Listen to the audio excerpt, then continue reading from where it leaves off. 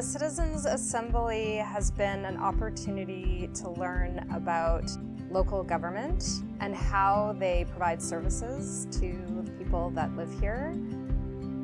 And then for us to consider, would we be better served in the long term by having these two entities become one? How do we think the future of this place should be governed?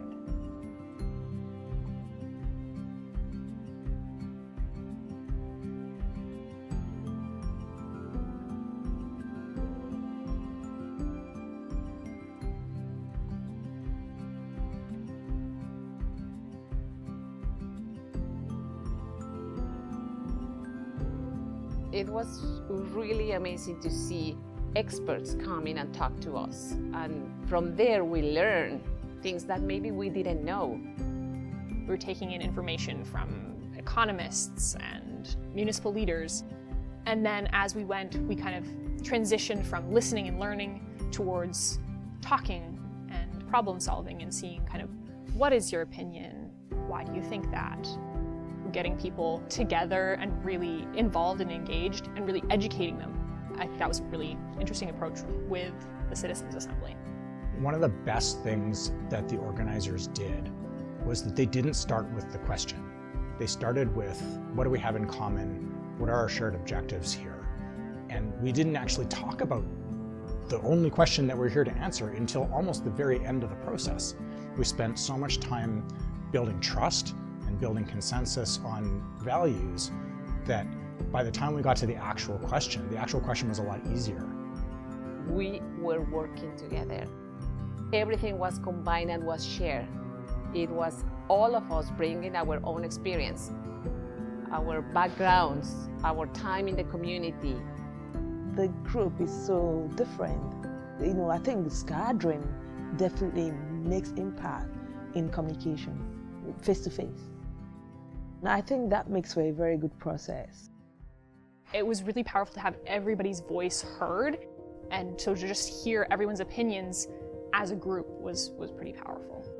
I cried in front of everyone. Every voice has been heard here.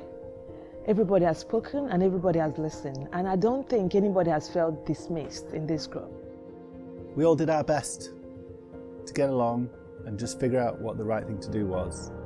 And we respected everybody's opinions, and all of us changed our mind several times throughout the process. But it's not just about money, it's about people living together. Collectively, one of the biggest shifts was the assumption that government is inefficient and it's bloated and they spend too much money and all these things, and then realizing from the experts and the academics who presented to us that the cost savings is really a rounding error. If you can dispel that myth, then the question is the money that we're spending being allocated in the most effective way to deliver high quality services to the people that live here? And this has been an important opportunity for busting myths about how government actually works and how money is spent and the value of that money being spent. We've listened a lot, we've talked a lot, we've learned a lot, and collectively have come to a consensus.